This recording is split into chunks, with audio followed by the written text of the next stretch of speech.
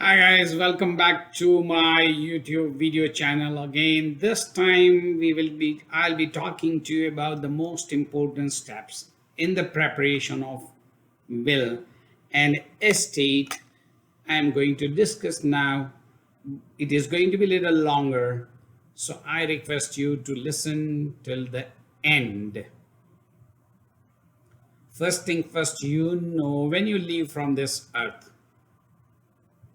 nothing is allowed to go along with you to the grave, and you will leave everything for your heirs and beneficiaries.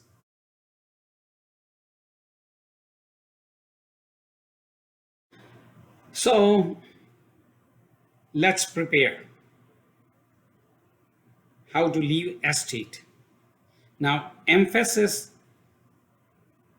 is to avoid probate and make it simple and easy. Let me use the analogy of moving and packing, like from one home to another home. So, the first curtain you are going to pack is of the clutter. Stuff you feel are not much useful, you feel like giving away, stuff not needed, not required, you want to dispose of during your life before you go away from this earth.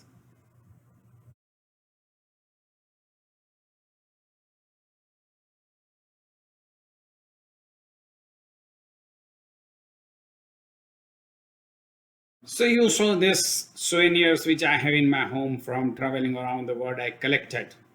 Now these got sentimental values for me, but not for others. So I should get rid of it during my lifetime. Second example, let me tell you about this watch. It's an expensive watch, but I'm 80,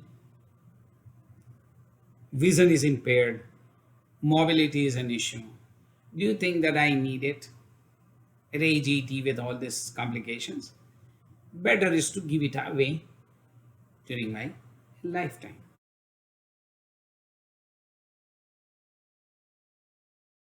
Now let's talk about the second curtain. It is in vivo's trust, also called a living trust. Why? Because it is established during the lifetime of the truster and it holds asset of truster. If it is properly established, it helps ensure that the assets of the truster goes to the intended recipients, beneficiaries, or heirs in timely manner, in private matter, and obviously avoiding the probate. Now, truster here can be the trustee during his or her lifetime, or until a backup name in the trust is allowed to take it over. This trust has a duration that is determined at the time of the trust's creation and can entail the distribution of assets to the beneficiary during or after truster's lifetime. Now, this is a bit complicated topic. It needs detailed discussion. I'll make one more video about it, so stay tuned. If you have not subscribed, please do subscribe to the video so you get intimation about the new coming videos. And if you like my videos, give me a thumbs up. Don't forget to do that. It encourages me.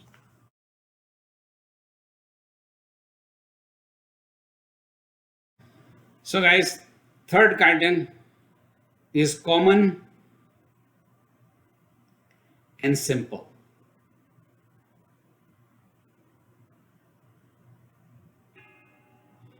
Using named beneficiary or successor owner. I have discussed this in the past, like insurance company products, segregated funds. By making a qualified successor or beneficiary on your RRSP or TFS account in segregated fund contracts, upon the death, the contract gets transferred over to the successor or gets distributed to the beneficiaries by simply presenting death certificate.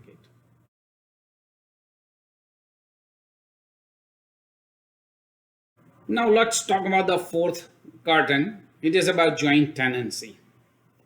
Now you must have experienced this in your lifetime. Bank accounts jointly held, primary residence, cottage, other real estates like rental real estate properties. Once one person dies, the second person automatically takes over the ownership.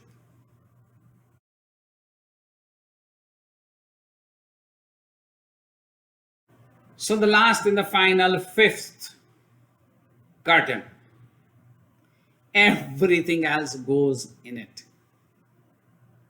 And of course, it goes through the will and obviously probated. So, guys, planning is important.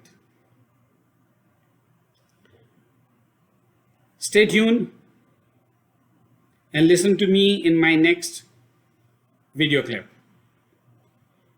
Meanwhile, stay safe during this COVID-19 time and enjoy as much as you can. Thank you for watching.